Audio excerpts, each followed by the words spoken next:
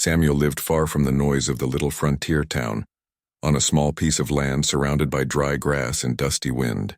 He had a barn, a wooden house, and a few horses he took care of every morning before sunrise. His life was quiet. Most people in town called him strange because he never joined their drinking or dancing. They laughed at him behind his back and called him the Virgin Man, saying he was too shy to even look at a woman. Samuel never fought them, never answered back. He only smiled sometimes, as if he didn't care. His days were simple. He woke up early, worked hard, fixed fences, fed the animals, and went to sleep under the roof he built with his own hands. He didn't need company. The sound of the horses, the smell of the hay, and the wind through the valley were enough for him. That evening, the sun was setting in deep orange light over the hills. The wind carried the smell of rain, though the sky was dry. Samuel was finishing his chores when his dog began barking near the fence. He turned his head and saw a small figure moving slowly toward the barn. The shape looked human, but weak, almost falling with every step. He put down his tools and walked carefully forward, not knowing what to expect. When he got close enough, he saw a young girl, maybe 17 or 18 years old. Her clothes were torn, and her feet were bleeding from walking barefoot. She looked frightened and tired. Her long dark hair tangled, her eyes sharp but full of fear. She was an Apache. For a moment, Samuel froze. He knew what people in town would say if they saw her here. They always spoke harshly about the natives, blaming them for stolen horses or missing cattle. The soldiers at the nearby fort often came riding through, warning ranchers to report any Apache seen near their land. But this girl wasn't a threat. She was alone, scared, and barely standing. When she saw him, she took a small step back like a cornered bird. Samuel didn't raise his voice. He just looked at her gently, then at the barn behind him. He pointed toward it, silently offering her shelter. She hesitated, breathing fast, but when he opened the door and moved aside, she stepped in slowly, glancing around as if expecting a trap. The barn was warm and smelled of hay. A few horses moved quietly in their stalls, their eyes reflecting the light from the small lantern Samuel carried. He pointed at a pile of hay in the corner, and then went to fetch a bucket of water from outside. When he returned, he placed it near her along with a small loaf of bread and a blanket. She stared at the food like she didn't believe it was real. Then she whispered something softly, maybe a thank you in a language he couldn't understand. She sat down, drinking the water slowly, every sip showing how thirsty she had been. Samuel didn't ask her questions. He didn't ask who she was or where she came from. He just watched for a moment, then turned away to leave her in peace. But before he stepped outside, he saw her touch her arm, wincing in pain. In the dim light, he noticed a small cut, red and swollen. He walked back quietly, opened a small wooden box he kept for his animals, and took out a clean cloth and some ointment. When he moved closer, the girl tensed, unsure if she should run. He knelt down slowly and dipped the cloth in the water. Without saying a word, he cleaned the wound. The girl didn't pull away this time. Her eyes followed his hands as if trying to understand why he was helping her. When he finished, he gave her a small nod and got up. She looked at him with something between confusion and gratitude. Samuel felt a quiet sadness in his chest. She was so young, and whatever she had run from must have been terrible. But he knew she needed rest more than words. He placed the lantern near the hay pile and stepped outside, closing the barn door gently so the cold air wouldn't get in. The night was long and silent except for the soft sounds of crickets and wind brushing through the grass. Samuel sat on his porch, his dog lying at his feet, eyes fixed on the stars. He thought about what might happen if someone from town saw her tomorrow. They wouldn't understand. They'd say he was crazy, or that he was bringing danger to their doorstep, but he couldn't leave her outside to freeze. His heart didn't work that way. He believed that if someone was lost or hurt, a man's duty was to help, not to judge. Hours passed, and Samuel still couldn't sleep. He kept glancing at the barn, worrying she might run away in the dark. But deep down, he hoped she would stay until morning. Maybe then he could find out what happened to her. Maybe he could help her find her people again. The wind grew colder, and Samuel pulled his old coat tighter around his shoulders.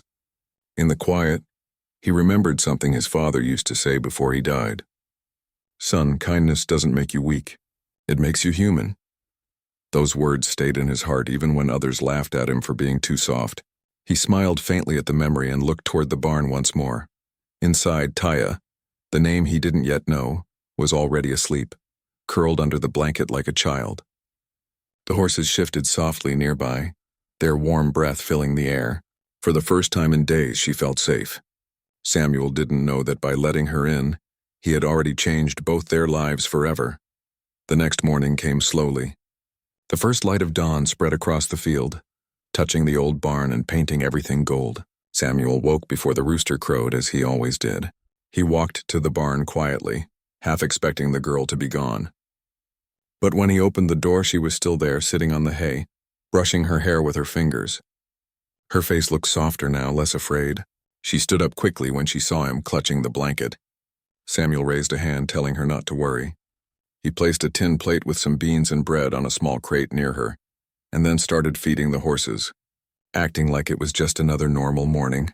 She watched him for a while, maybe wondering why he didn't tell her to leave. After a few minutes, she walked closer and pointed at the bucket. "Water?" she asked in broken English. Samuel nodded, smiling a little. He was surprised she knew even that one word. She drank and ate slowly, still cautious. After a while, she spoke again, this time using her hands in short words to explain she had been running from soldiers who attacked her camp. Samuel listened in silence, understanding only parts, but enough to know she was in real danger. By the time the sun was high, she was helping him carry feed to the animals. She moved quietly, as if afraid to make mistakes. When she accidentally dropped a small basket of apples, she froze, waiting for him to get angry. But Samuel only bent down, helped her gather them, and smiled again. She gave a small laugh then, a sound light and soft like wind bells. And for the first time, Samuel saw life return to her eyes. But as he worked that morning, he couldn't help noticing the trail of footprints outside his fence. Someone must have passed by during the night. He didn't know yet that word would soon spread through the town, that people had seen a shadow moving inside his barn. By sunset, men in the saloon would be whispering and laughing again. They'd call him a fool, a lonely man so desperate he'd taken in a wild girl. They'd mock his name louder than ever. But none of that mattered yet for now. There was only the sound of horses eating, the soft rustle of hay, and a quiet understanding between two souls who had both been alone too long. That night, Samuel sat by the door again, watching the stars appear one by one. He didn't know what tomorrow would bring, only that something deep inside him had changed. He wasn't lonely anymore, and though he couldn't explain it, he felt that protecting the girl was no longer just kindness. It was something he was meant to do. The next morning was brighter than usual, and the sky looked clean after the long, dusty night. Samuel stood outside his barn, stretching his arms as the sun rose over the distant hills. The cool wind brushed through the dry grass, and birds were already awake, flying low over the fields. He turned to see the young Apache girl stepping out of the barn slowly. She held the blanket he had given her, folded neatly in her arms. Her eyes looked a little less afraid today. Samuel gave her a small nod and said softly, "You can stay for breakfast." She didn't answer with words, but she followed him toward the house. Inside, everything was simple. A wooden table, a small stove, a few old chairs, and shelves filled with tools and jars. The girl watched every corner carefully, as if she had never seen such things before. Samuel placed a tin pan on the stove and fried some bread and eggs. He gave her a plate and pointed at the food. She hesitated for a moment, then sat down and ate slowly, her fingers trembling at first. After a while, she said in a soft voice, "My name, Taya." The sound was gentle, almost like she was afraid of saying it. Samuel smiled a little and nodded. "Taya," he repeated, as if to remember it well. She looked at him curiously, then pointed at him and asked, "Name?" He wiped his hands on a cloth and answered, "Samuel." Her lips curved slightly, almost into a smile. For a few minutes there was quiet between them, only the crackling of the stove. Then she pointed toward the window and said a few words in her language. Samuel didn't understand, but could tell she meant the soldiers. She mimed fire and horses, then placed her hand over her heart and lowered her head. That simple motion told him enough. She had lost her people.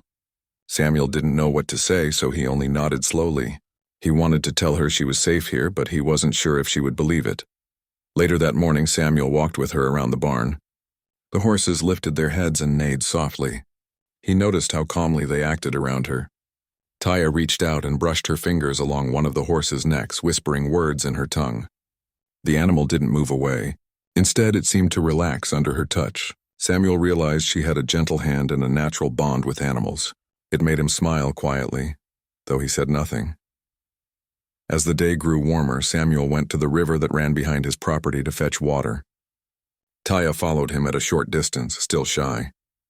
He let her carry a small bucket to help. When they returned, Samuel saw dust rising from the dirt road. Someone was coming on horseback. He narrowed his eyes and saw two men from the town, Tom and Blake, brothers known for gossip and loud laughter. Samuel's stomach tightened. He knew what kind of talk these men carried.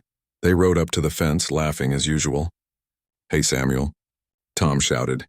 "Heard you've got some company out here." Blake grinned, spitting to the side. "Didn't think you had it in you, old boy. Heard folks say a dark-haired lady's been sleeping in your barn. You hiding her, or is she keeping you warm?" They both laughed loud enough for the wind to carry the sound. Samuel's face stayed calm, but his hands tightened around the rope he was holding. He didn't answer. Taya stood quietly behind the barn door, watching. She didn't understand all their words, but she knew the tone. It was mocking. She looked down, her face red with embarrassment. Samuel stepped forward slowly, his voice low but firm. "You best mind your business," he said. "She's hurt and needed help." "That's all?" Tom raised his eyebrows and smirked. Sure. The Virgin Man turns into a savior now, huh?" Blake chuckled again, kicking his horse's side. "Careful, Sam. Folks in town don't like you helping their enemies. You'll bring the Apache war to your doorstep." Samuel didn't reply. He just stared until they turned their horses and rode off, still laughing. He knew by evening the whole town would hear about this and their jokes would grow bigger. He didn't care about the laughter, but he feared how the soldiers might react if word reached the fort. When he returned to the barn, Taya was standing near the doorway, her eyes filled with worry. "Bad men?" she asked softly. Samuel shook his head. "Just fools," he said. "Don't be scared." But inside he wasn't as calm as he looked. He knew the peace of his ranch wouldn't last if the rumors spread too far. That afternoon, Taya helped him mend the broken fence. She worked quietly, handing him nails and holding the wooden posts steady. The sun burned hot above them and sweat rolled down Samuel's neck.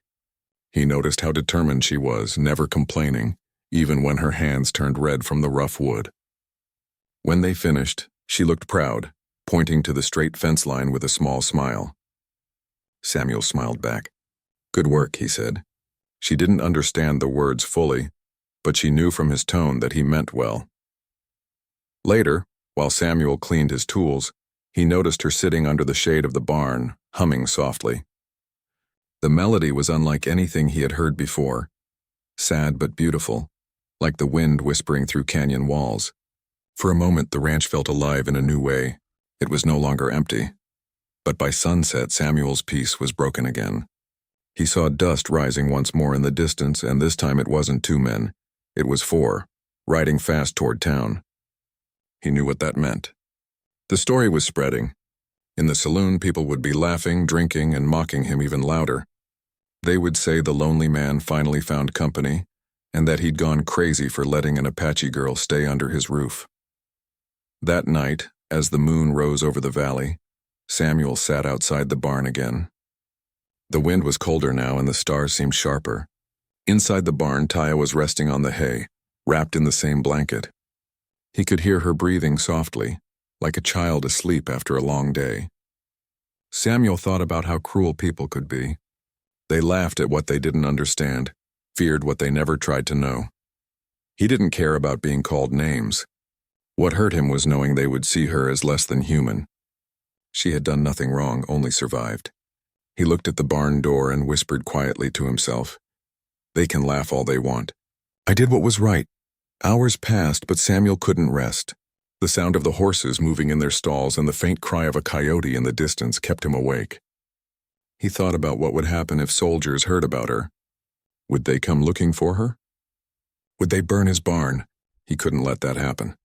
He decided he'd keep her hidden until he could find a way to help her return safely to her people. As he sat there thinking, the barn door opened slightly, and Taya stepped out, her bare feet silent on the dirt. She looked up at the moon, her face calm but thoughtful. When she saw Samuel, she walked closer and sat a few feet away. Neither spoke for a long time. The night air carried the smell of grass and smoke from distant campfires. Finally, Taya pointed toward the stars and said softly, "Home." Samuel followed her finger and looked up. She smiled faintly and said, "My people, far." Her voice trembled a little. He wanted to tell her she would see them again, but he didn't know how. So instead he said the only thing he could, "You're safe here." She looked at him for a moment, then nodded slowly. They sat in silence again, two lonely souls who didn't share a language, but somehow understood each other better than anyone else. The wind blew across the open land, carrying the scent of sage and dust. For that brief time, the world felt peaceful. But deep in Samuel's heart, he knew that peace wouldn't last. The whispers from the town were already moving faster than the wind, and before long, someone important would hear them. Still, he didn't regret what he had done. Kindness wasn't weakness, it was courage. And though the night grew colder, he felt a quiet warmth knowing that the girl inside his barn was safe, at least for now. The next morning began with a strange silence. Samuel woke before dawn, as usual, and stepped outside to feed the horses. The sky was pale blue and a cool mist hung low over the fields. The air felt heavier than normal, as if something was waiting to happen. His dog barked once, then stopped suddenly, ears pointed toward the distant hills. Samuel followed its gaze and saw small shapes far away, shapes moving slowly but surely across the horizon. At first he thought it might be riders from town again, maybe the gossiping men coming back to mock him. But as the figures grew clearer, his stomach tightened. There were more than just a few riders. A long line of horses was coming from the east, the rising sun flashing against the metal and paint on their faces. Samuel's hand went still on the feed bucket. He counted quickly, 10, 20, maybe more. They weren't townsfolk. They were Apache warriors. His heart beat hard in his chest. He turned and looked at the barn. Inside, Taya was still asleep on the hay wrapped in the blanket. He didn't want to frighten her, but he knew she would have to see. He stepped quietly into the barn and whispered, "Taya." She woke instantly, sitting up and alert. Samuel pointed toward the open field. When she looked out through the small window, her breath caught. She pressed her hand against her chest and whispered a word he didn't understand. He didn't need to. He could see the recognition in her eyes. Samuel took a deep breath and walked outside to stand in front of his barn. He didn't raise his gun. He didn't move toward the house. He just stood there waiting. The sound of hooves grew louder and louder until the ground itself seemed to shake. The horses stopped just short of his fence. Dust swirled in the air around them. The riders looked fierce, faces painted in red and black, eyes sharp as blades. At their front rode an older man with strong shoulders and long braids tied with eagle feathers. His face was lined with years of leadership and battle. Even from a distance, Samuel could feel the power in the man's presence. The chief raised a hand and his men dismounted silently. They surrounded the ranch, their movements calm but watchful. No one spoke. The air was thick with tension. Then the chief rode forward alone, stopping a few feet from Samuel. His deep eyes studied the quiet rancher for a long time. Samuel didn't speak. He simply nodded once, trying to show he meant no harm. Behind him, Taya stepped out of the barn. Her hair fell loose over her shoulders and her eyes shone with emotion. She looked smaller than ever between the two worlds, one of wood and fence, the other of fire and mountains. She called out something in her language, her voice trembling with feeling. The chief's head turned sharply toward her, and for the first time his hard face softened. He dismounted quickly and walked toward her. They spoke rapidly in words Samuel couldn't understand. Then the chief turned his eyes toward the rancher again. From the edge of the town road, a few townspeople had gathered, watching from far away. They whispered and pointed, some afraid, others curious. The same men who had mocked Samuel earlier now stood frozen, not daring to come closer. The sight of nearly 30 Apache warriors was enough to make even the bravest stay back. The chief spoke in a deep, commanding voice. One of the younger warriors beside him stepped forward and translated into rough English. "You take my daughter?" he asked, his tone more questioning than accusing. Samuel stood tall, though his heart pounded in his chest. "No," he said calmly. "I helped her. She was lost, hurt. I gave her food and a place to rest. That's all." The translator repeated the words. The chief listened, his dark eyes never leaving Samuel's face. Then he said something quietly, and the young warrior translated again. "You knew she was Apache, and still helped her?" "Yes," Samuel answered simply. "Because she needed help.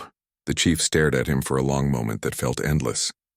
The townsfolk behind the fence were holding their breath. The warriors stood like statues. Then slowly the old chief nodded. He turned toward his daughter and said something in a softer tone. She stepped forward, tears filling her eyes. She took Samuel's rough hands and held them tightly. "Thank you," she whispered in English, her voice breaking.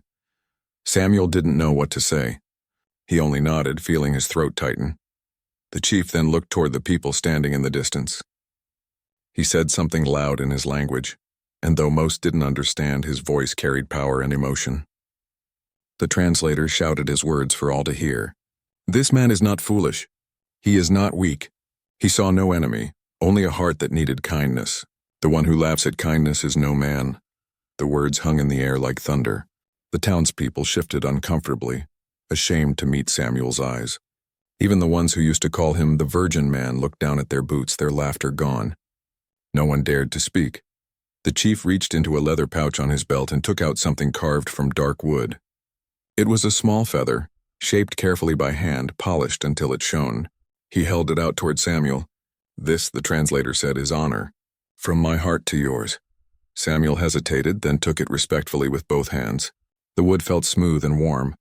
He looked up and met the chief's eyes. There was no fear now, only understanding between them. Taya stood beside her father, still looking at Samuel. She said something softly that the translator didn't repeat, and the chief smiled faintly. Then he mounted his horse again, signaling his men. One by one, the warriors climbed back onto their horses, silent and disciplined. Before leaving, the chief looked once more at Samuel and spoke one last sentence through his translator. "You will not be forgotten. The wind will carry your name through our lands." Then he turned his horse and rode away, followed by the rest of the warriors. The thunder of their hooves faded into the distance until only the sound of the wind remained. Samuel stood there for a long while, the wooden feather still in his hand. The morning sun had risen higher now, casting golden light across the land. His dog came to stand beside him, tail wagging uncertainly, sensing the calm after the storm. From the edge of town, Tom and Blake were still standing near their horses, watching with open mouths. They had seen everything. When Samuel finally turned toward them, they quickly looked away. The pride they once took in mocking him was gone. They rode off without a word. Samuel walked slowly back toward his porch. He sat down, feeling the weight of what had just happened. His hands trembled a little, not from fear but from awe. He had stood face to face with a tribe that most men feared, and instead of violence, there had been peace. He looked again at the small feather and remembered the words, "You will not be forgotten." For a man who had spent his whole life unnoticed and laughed at, those words felt heavier than gold. Later that evening, Samuel went back to the barn. Taya was gone. Only the blanket remained, folded neatly on the hay. He picked it up gently and held it to his chest. The scent of smoke and wild sage still clung to it. The sun was setting again, painting the sky red and gold. Samuel stood by the barn door, watching until the last light disappeared. Somewhere beyond the hills, the Apache riders were already fading into the horizon. He didn't know if he would ever see them again, but he knew that day had changed everything. When darkness fell, the town lights began to glow in the distance. People would talk about what happened for years, but Samuel didn't care about the talk anymore. He had found something more important: respect, not from others, but from within himself. As he sat on the porch that night, he placed the wooden feather on the table beside his lantern. It glowed softly in the light, a reminder that doing the right thing, even when mocked, could touch hearts stronger than any weapon. The wind moved gently through the fields, carrying with it the faint echo of distant drums, an Apache song traveling across the valley. Samuel listened quietly, his heart full of peace. The next morning, the town felt strangely quiet. No one laughed or joked about Samuel anymore. The story of what had happened spread faster than any fire could. People who had once mocked him now whispered his name with a mix of shame and respect. The blacksmith who used to laugh at him in the saloon shook his head and said, "Did you hear?" The Apache chief himself rode to Samuel's ranch and called him an honorable man. Others nodded, some disbelieving, others amazed. No one had ever seen the Apaches come peacefully into town, yet they came to Samuel's ranch not for war, but to thank him. Samuel, however, didn't think much about what people said. He spent his morning the same as always, feeding the horses, fixing a loose board on the fence, and checking the water trough. The difference now was the feeling in the air. The stares that once carried mockery now carried respect. A few people waved shyly when they passed his land, and even the storekeeper, who never spoke kindly to him before, stopped by to ask if he needed supplies. Samuel only smiled and said he was fine. He didn't need anything, but the peace that settled over his ranch wasn't just from the town, it was also in his heart. Every time he looked at the small carved feather the chief had given him, he felt something deep, something he couldn't explain. It reminded him that kindness had power, that compassion could reach across fear and hate. One afternoon, a wagon from the fort came rumbling down the road. 2 soldiers rode with it, and behind them sat the translator who had been with the chief that day. Samuel saw them from afar and walked out to meet them. The soldiers dismounted politely, not in the arrogant way they usually did when visiting ranchers. The translator stepped forward with a smile. "Mr. Samuel," he said kindly, "the chief sent me with this letter. He wishes to thank you again." Samuel took the letter carefully. It was written in simple English, the words uneven but full of heart. It said, "You saw my child as human. You will always be a brother to my people. When the wind touches your face, it will carry our blessing." Samuel read it twice, then folded it neatly and placed it in his pocket. The translator smiled again and said, "The chief speaks of you often. He said your kindness changed his heart toward the white settlers. He says maybe not all men carry hate." Those words made Samuel's chest tighten. He looked toward the hills and whispered, "Tell him his words mean more than gold to me." The translator nodded. "I will tell him." Then the wagon turned and rolled away, the sound of its wheels fading into the distance. When Samuel returned to the barn, he stood there for a while, remembering the moment Taya had stepped out to face her father. Her soft voice still echoed in his memory when she said thank you.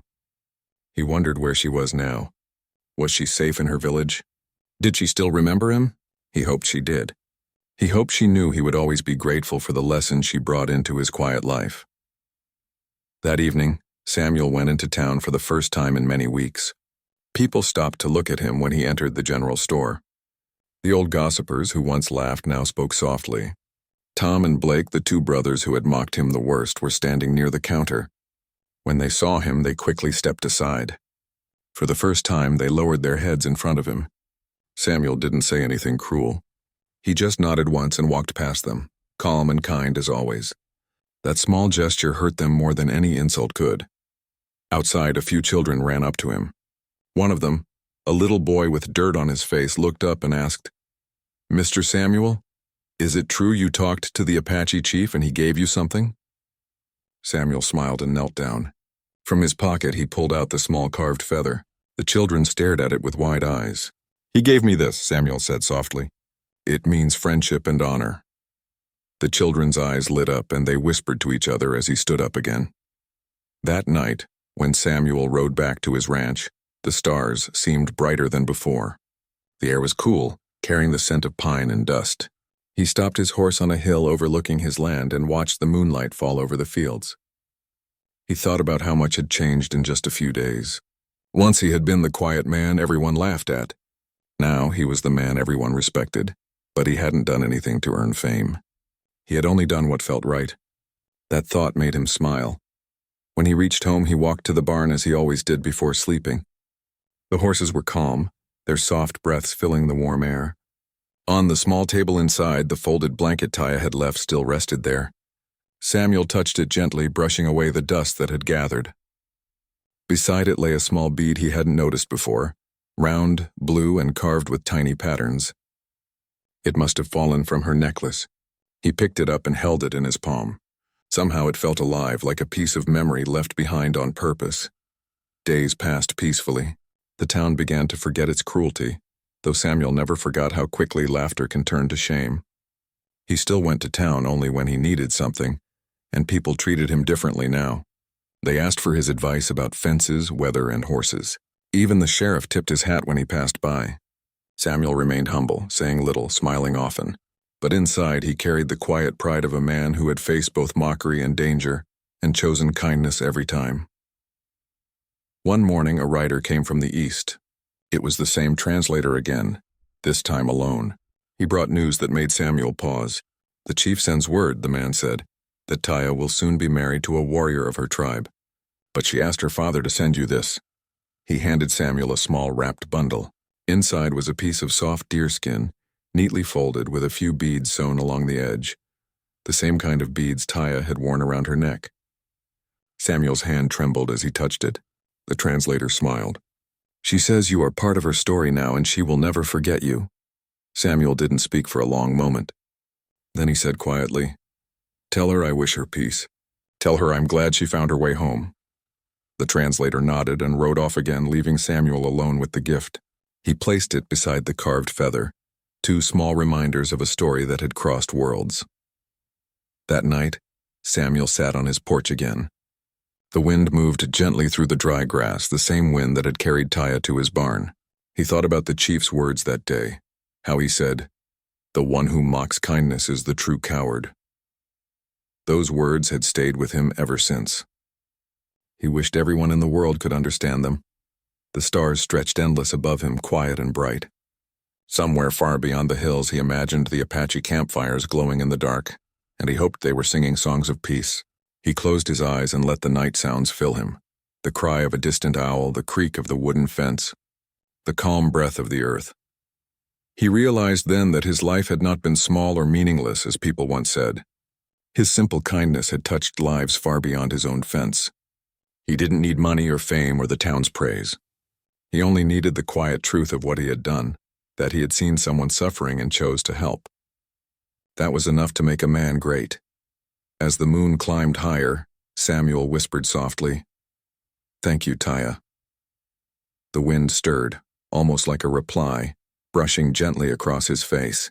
He smiled and leaned back in his chair, watching the light shimmer over the carved feather on his table.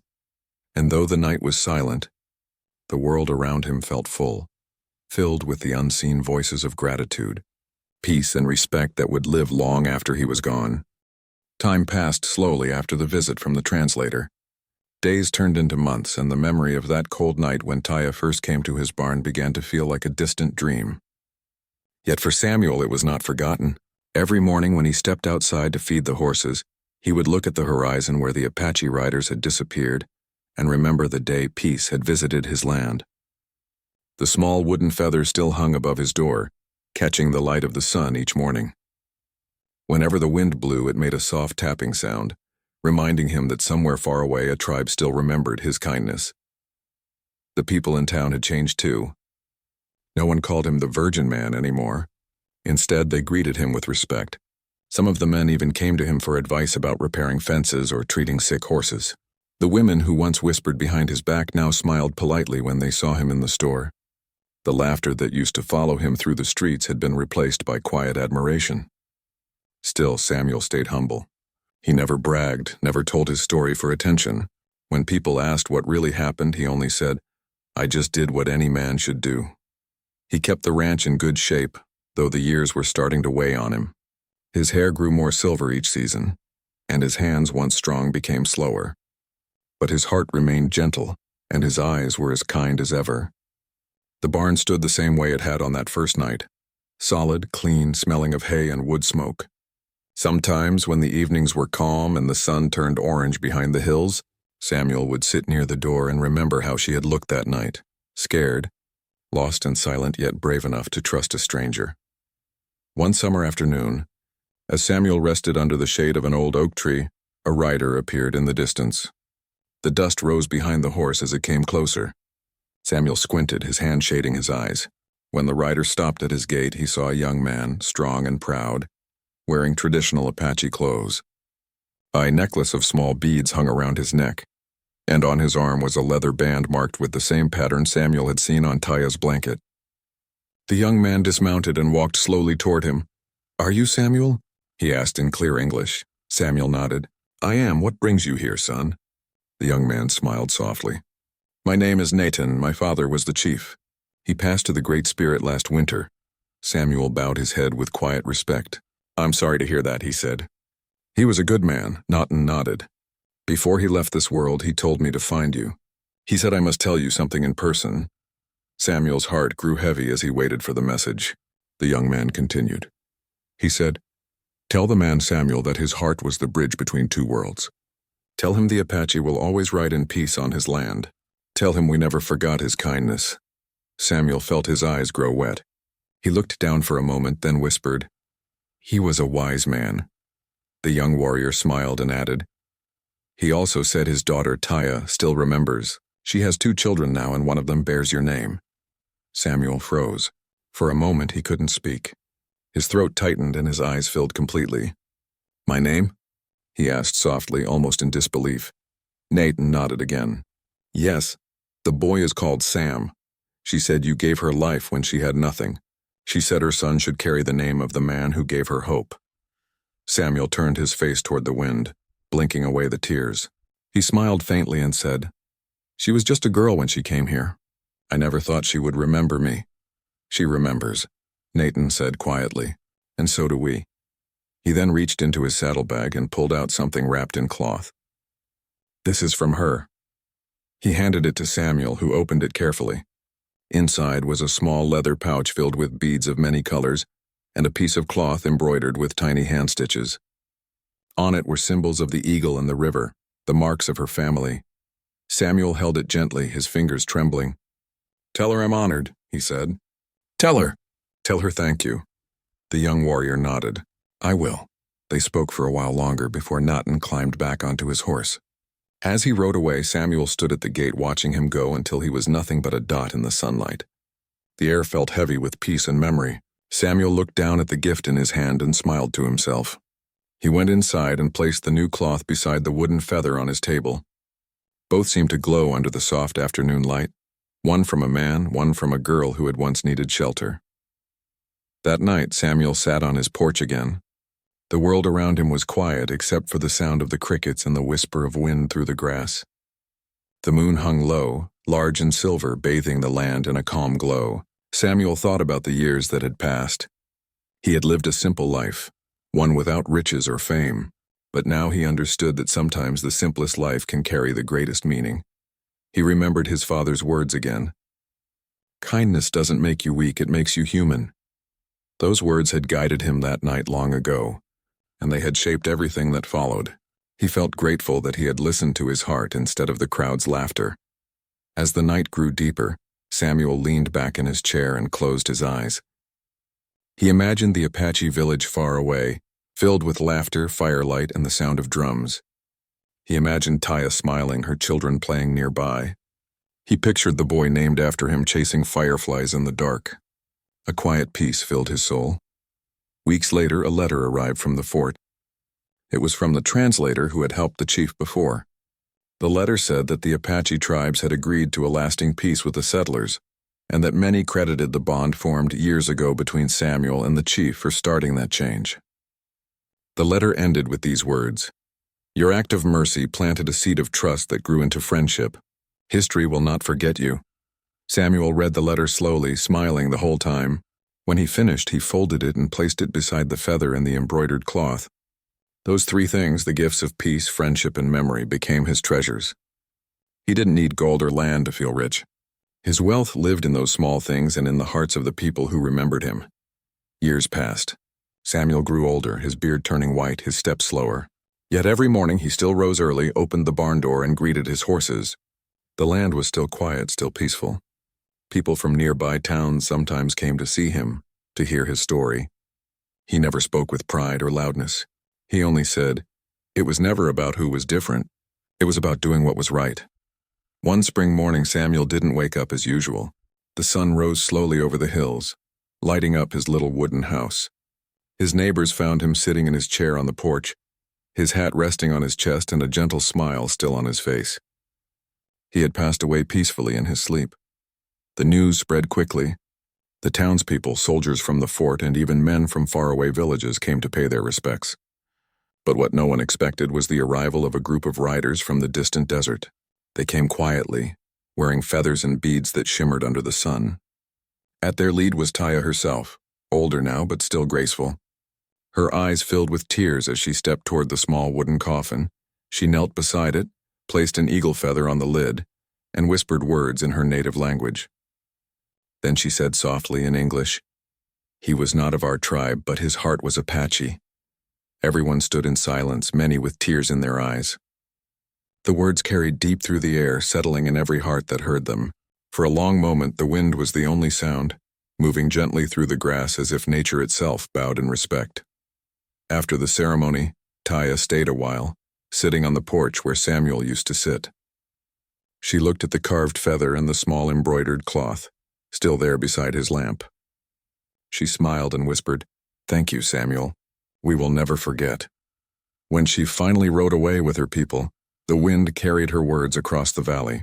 From that day forward, every traveler who passed by the old ranch said they could feel peace in the air there, as if the land itself remembered the man who had once opened his barn to a stranger. And though the years faded and the world moved on, the story of Samuel, the quiet man who chose kindness over fear, lived forever in both the hearts of settlers and the songs of the Apache. His name became a whisper of hope, carried by the wind across the plains, proving that one simple act of goodness could change everything.